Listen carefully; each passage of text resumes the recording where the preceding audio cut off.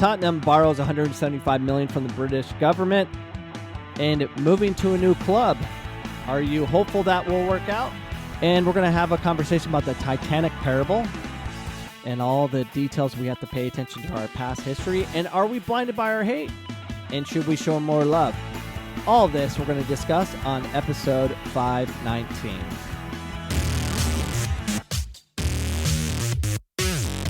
So first up, we have Tottenham. So Tottenham borrows £175 million from the British government. So the Hotspurs have borrowed $175 million from the British government to help cope with the financial impact of the coronavirus pandemic. Both Spurs and the Bank of England confirmed as Thursday that an agreement had been reached as part of the government's COVID corporate financing facility, CCFF. Another acronym destroying the world in soccer. Why did the government insert themselves to help one club? It's crony capitalism in the UK. Shocker. That shouldn't be allowed. It shouldn't be allowed. Borrow from banks. Sell your ownership. You should have prepared for these horrible days of the coronavirus. Of course, you had no idea, but always prepare for a rainy day. Of course, this is a downpour of craziness, but prepare anyways. Yeah, you're going to take a hit, and I don't think that's fair. How can a government support one club? So I guess Hotspurs are going to be the team to beat in the Premier League. They're funded by the government. It's ridiculous. Kind of defeats the whole purpose of promotion relegation because that's not fair. And maybe I don't understand the details. Maybe I'm not receiving the right information as we do from the media, but that's just what I found. That's interesting. I'm sure there'll be more coming up on that down the road. Youth soccer, my favorite topic. That's kind of what I do. So I was talking to some parents yesterday, and they're talking about how one of their son's team is moving to another club. Why is the question I brought to them. Oh yeah, they're hopeful that it'll be better. So this team is pretty good. They're probably number one, top two in the state. And when that happens, wherever you're at, especially in Arizona, when you have a top team, all the clubs call. They're like, hey, come join us. Be part of us. Make us look better. Make us look like we're doing what we're supposed to be doing. Come be with us. We'll give you coaching education. We'll teach you the secrets of coaching. We'll give you the promises of acceptance into these unbelievable showcases and tournaments. We'll provide your kids a pathway to excellence. This team was built, the one I'm referring to, was built by just a parent. And now they're bowing down. You did the work. You made it happen, and you're going to bow down thinking you can't advance this team to the next level because you don't have the intelligence to do so. Let me tell you something, goofballs. That's what has to be said. What do and this is an Hispanic team. This is what frustrates the heck out of me. Hispanics, if given the keys to the Ferrari and they were allowed to drive, it would go extremely fast and it would win a lot of races. But those keys aren't given. It's driven by someone else, some moron. And they take away the freedoms of what it's capable of doing. And that's a big problem. I don't know if any of that made sense. But when it comes to Hispanic teams in Arizona, if they just stuck with their culture and let the kids play, a little bit of guidance, a little bit, they would be fine. You don't need to go some club that promises, hey, we have A-licensed coaches. We have a guy, he speaks 3 languages, and he has every accent. He can sound like he's Brazilian. He can sound like he's from the UK. He has everything. They'll sell you on that. And you know what? You'll buy it. You know why? Because parents are crazy. Look at those parents on the sideline if you're watching on YouTube. Parents are crazy. They're nuts. Because they're nuts and they're emotional, they can't make informed decisions. I know this to be true because I'm very emotional, and I recognize when I get stupid. And usually it's the next day when I realize how stupid I was, because emotions are It's drug infused.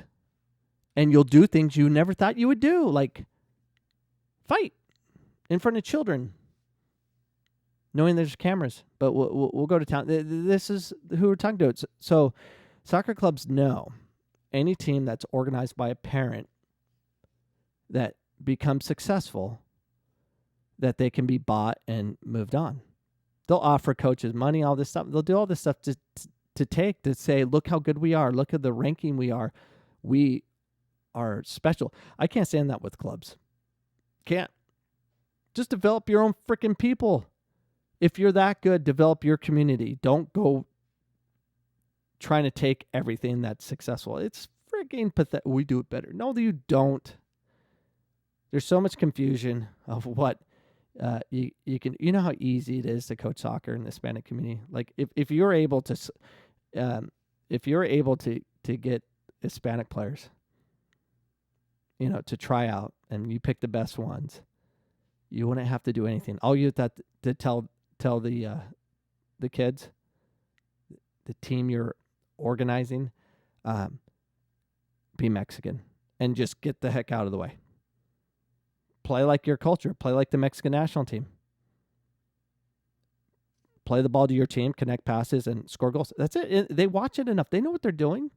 It's like, imagine us trying to go into the mean streets of LA and finding all the skateboarders and say, you know what, I'm going to show you how to do it. You couldn't. They already know what they're doing. They don't have coaches.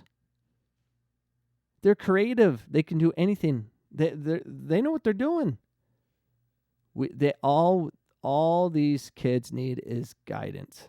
And I'm not saying, the ones that need coaching, that need a good accent coach, systems, are the players that have no technique, which is typically white America, because they have other interests. They like too many other things. It's not part of their culture. They're not watching soccer on the weekend. They're not going to adult. They don't spend their whole day about soccer. The Hispanic community here in Arizona is different. They watch soccer nonstop. I've seen parents drag their kid, be at like 3 different locations in one day. I happen to be doing the same thing. They're everywhere, and it's all soccer related. It's crazy. It's just, that's their culture. That's what they do. That's what they love. So here's my opinion on teams moving and being bought and all that stuff. It's stupid. It's a scam. Don't do it. Just be good. And more importantly, let the kids play. Let them play. You just need to manage it. Don't try to coach it or find some super coach that can talk a certain way. Anyone can sell. Remember, this world is about people selling things. We're being sold things all the time. Don't buy in. All right, let's talk about the Titanic. I want to talk about the parable of the Titanic. It's not a parable. It's a true story, but we're gonna talk about it. We're going to talk about the numbers. So let's kind of engage ourselves in this and kind of see how this relates. 6, the number of ice warnings the Titanic received before the collision. How does it relate today? How many warnings are we receiving right now in this world before it's too late? 22.5, the ship's speed in knots while traveling amid iceberg-laden waters, just 0.5 knots below the top speed of 23 knots. How fast are we going? Are we paying attention? Are we going too fast? Next number, 30. It took 30 seconds, the length of time between the first sighting of the iceberg to the crash. As the berg came into view, lookout Frederick Fleet called the bridge to announce, "Iceberg right ahead." Have we not been told what's going on? Are we listening? Do we wait too long to sound the alarms of what's going on? 4, the number of forward compartments that could flood without the risk of the Titanic sinking. 6, the number of forward compartments that were ruptured in the collision. Have we taken on too much in the USA? Have we taken too much on? Is it too late? And it might be. And this is what we're not paying attention is the time frame.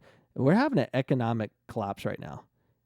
And the thing is, I don't think, and no one's recognizing it yet. But it's coming. Last number for you, 160 minutes. The time it took for the Titanic to sink after the iceberg, 2 hours and 40 minutes in total. 1 hour and 20 minutes after Titanic went down, the Cunard liner Carpathia arrived.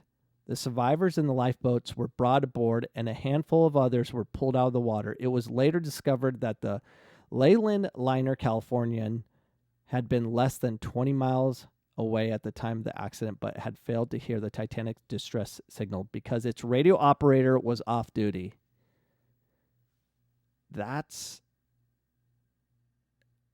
Are we not receiving the help that we need? It's not too far away. Our help. We are going through craziness right now with our divide in this country. And the media is fanning the flames, and we are fanning the flames on social media, and it's getting ridiculous. And the answer to solve all these things may not be too far away, and I'm going to cover that shortly. But I want to read you this.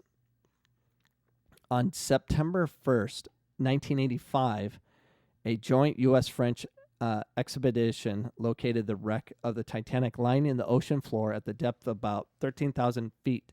The ship was explored by manned and unmanned subs, which shed new light on the new details of the sinking. So we constantly are paying attention to the past and researching it. And after bad things happen, kind of what we're going through, this is all new to us, except the rioting and the protesting. That's not new to us, but it's the duration of it is we kind of like deal with situations and then try to avoid them happening again. That's just how we work. We don't prepare for like what could happen. We don't pay attention to our history. So the announcement of details of the tragedy led to an outrage on both sides of the Atlantic. In the disaster's aftermath, the first International Convention for Safety of Life at Sea was held in 1913. Rules were adopted requiring that every ship have a lifeboat space for each person on board, and lifeboat drills be held. An international ice patrol was established to monitor icebergs to the North Atlantic shipping lanes. It was also required that ships maintain a 24-hour radio watch. So after the fact, we are now have new protocols. What are our protocols now? We don't have any. All we have is hate right now. And the ones that actually have a solution can't be heard right now for whatever reason. So here is my solution. This is what I think we should pay attention to. May we show love now before it's too late. We are so blinded by hate right now, it's ridiculous. So tell someone you love them or show it. I think showing it is the key. That's what we need to get to. If you truly love someone, it's better to show them than to tell them on Facebook or Instagram or whatever you do. I care. I posted. Black Lives Matter. Okay, show me. And that's what I'm going to work on doing. I'm going to show my love for this world, regardless of color, just what's in front of me. That's all I can do. My community, what I deal with, people I engage with, that's all I can do. But a lot of you being trapped. You got to stay inside. hate is being built up because we're trapped inside and we're not allowed to engage. That is silly. That's a true pandemic, is our inability to engage one another. If we are stuck inside and we can't engage, hate will be built up. Doesn't that not happen? When you are thinking about something, or you're texting, or you read on Facebook, and you get a different perspective of people. It's different. But if you engage them, you see their facial expressions, you can feel their energy and all those things, and then have a conversation. It's different. It's so different. And we need to change what we're doing. People listening to my podcast, I have a crazy opinion on a lot of things, but don't judge me for that. Judge me for what I show you, what I do in action, what I do in person, and hopefully we're allowed to do that. We're not trapped inside forever. Being trapped inside forever, not engaging one another, may be our biggest downfall. Let's get out of it. See you guys tomorrow.